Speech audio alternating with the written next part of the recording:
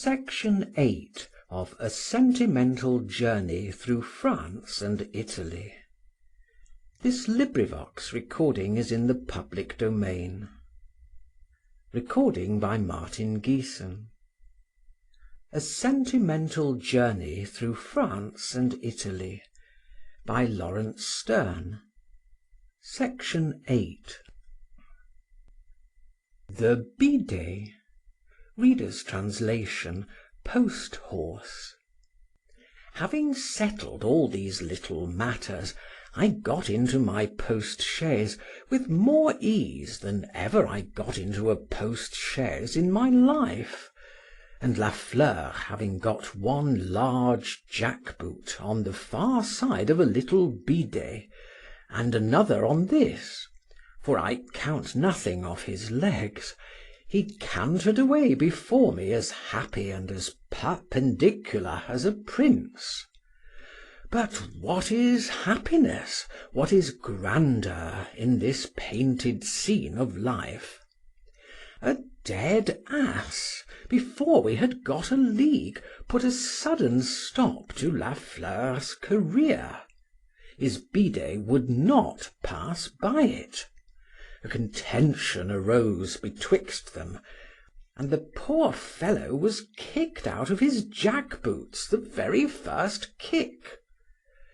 La Fleur bore his fall like a French Christian, saying neither more nor less upon it than diable, so presently got up and came to the charge again astride his bidet, beating him up to it as he would have beat his drum. The bidet flew from one side of the road to the other, then back again, then this way, then that way, and in short every way but by the dead ass. La Fleur insisted upon the thing, and the bidet threw him. "What's the matter, La Fleur," said I, "with this bidet of thine?" "Monsieur," said he, "c'est un cheval le plus opiniâtre du monde."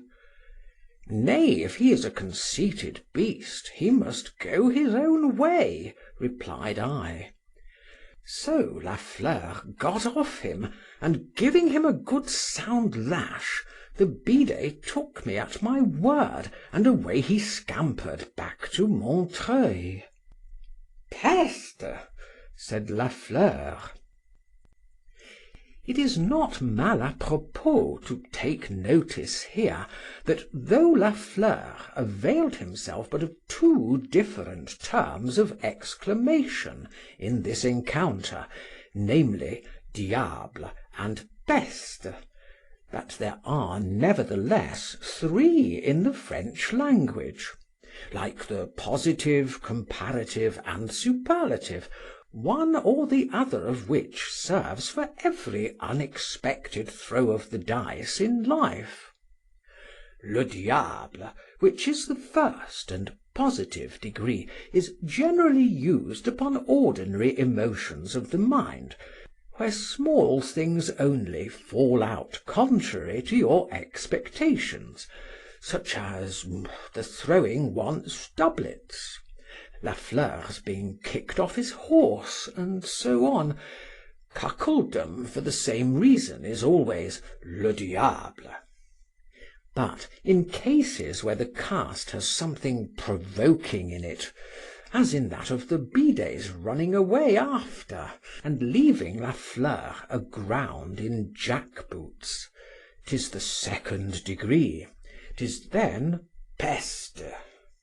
And for the third, but here my heart is wrung with pity and fellow feeling, when I reflect what miseries must have been their lot, and how bitterly so refined a people must have smarted, to have forced them upon the use of it.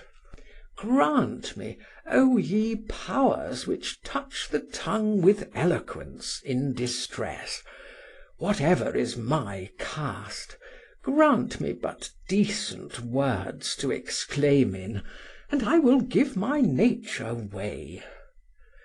But as these were not to be had in France, I resolved to take every evil just as it befell me, without any exclamation at all. La Fleur, who had made no such covenant with himself, followed the bidet with his eyes till it was got out of sight, and then you may imagine, if you please, with what word he closed the whole affair. As there was no hunting down a frightened horse in jack boots, there remained no alternative but taking La Fleur either behind the chaise or into it. I preferred the latter, and in half an hour we got to the post-house at Nampont. Nampont, the dead ass. And this, said he, putting the remains of a crust into his wallet, and this should have been thy portion, said he, hadst thou been alive to have shared it with me. I thought by the accent it had been an apostrophe to his child, but 'twas to his ass, and to the very ass we had seen dead in the road, which had occasioned La Fleur's misadventure. The man seemed to lament it much, and it instantly brought into my mind Sancho's lamentation for his, but he did it with more true touches of nature. The mourner was sitting upon a stone bench at the door, with the ass's pannel and its bridle on one side, which he took up from time to time, then laid them down, looked at them and shook his head. He then took his crust of bread out of his wallet again, as if to eat it, held it some time in his hand, then laid it upon the bit of his ass's bridle, looked wistfully at the little arrangement he had made, and then gave a sigh. The simplicity of his grief drew numbers about him, and La Fleur amongst the rest, whilst the horses were getting ready. As I continued sitting in the post-chaise, I could see and hear over their heads. He said he had come last from Spain, where he had been from the furthest borders of Franconia, and had got so far on his return home when his ass died. Every one seemed desirous to know what business could have taken so old and poor a man so far a journey from his own home. It had pleased heaven, he said, to bless him with 3 sons, the finest lads in Germany, but having in 1 week lost 2 of the eldest of them by the smallpox, and the youngest falling ill of the same distemper, he was afraid of being bereft of them all, and made a vow, if heaven would not take him from him also, he would go in gratitude to Santiago in Spain. When the mourner got thus far on his story, he stopped to pay nature her tribute, and wept bitterly. He said heaven had accepted the conditions, and that he had set out from his cottage with this poor creature, who had been a patient partner of his journey, that it had eaten the same bread with him all the way, and was unto him as a friend. Everybody who stood about heard the poor fellow with concern. La Fleur offered him money. The mourner said he did not want it. It was not the value of the ass, but the loss of him. The ass, he said, he was assured loved him, and upon this told them a long story of a mischance upon their passage over the Pyrenean mountains, which had separated them from each other 3 days, during which time the ass had sought him as much as he had sought the ass, and that they had scarce either eaten or drank till they met. Thou hast one comfort, friend, said I, at least, in the loss of thy poor beast. I'm sure thou hast been a merciful master to him. Alas, said the mourner, I thought so when he was alive, but now that he is dead, I think otherwise. I fear the weight of myself and my afflictions together have been too much for him. They have shortened the poor creature's days, and I fear I have them to answer for.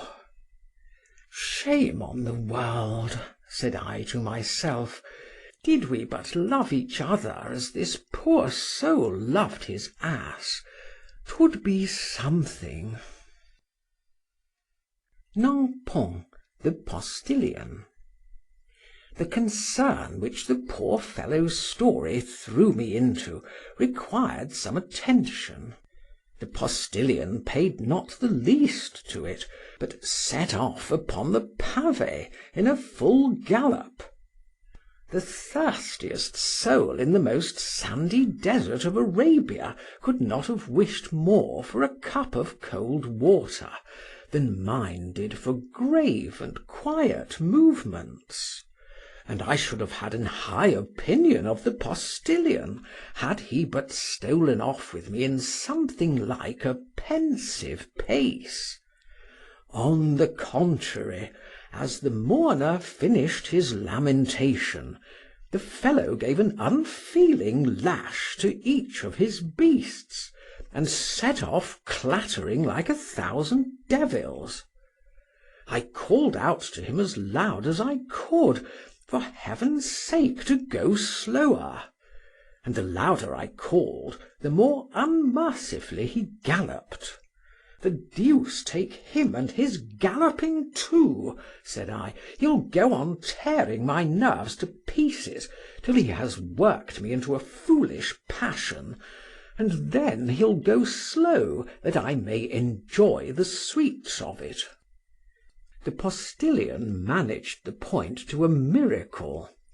By the time he had got to the foot of a steep hill, about half a league from Nampont, he had put me out of temper with him, and then with myself for being so.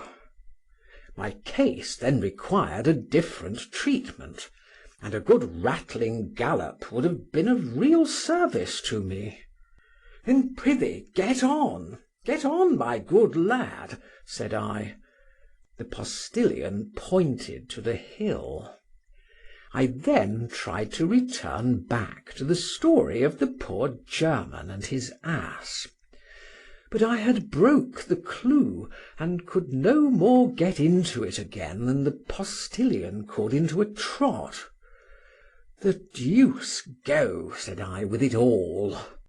Here am I sitting as candidly disposed to make the best of the worst as ever wight was, and all runs counter.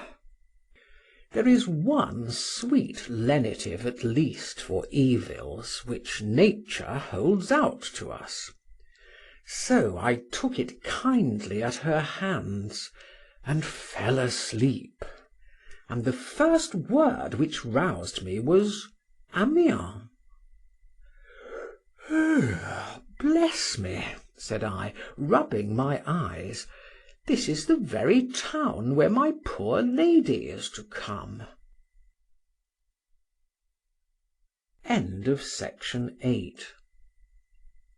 Recording by Martin Geeson in Hazelmere, Surrey.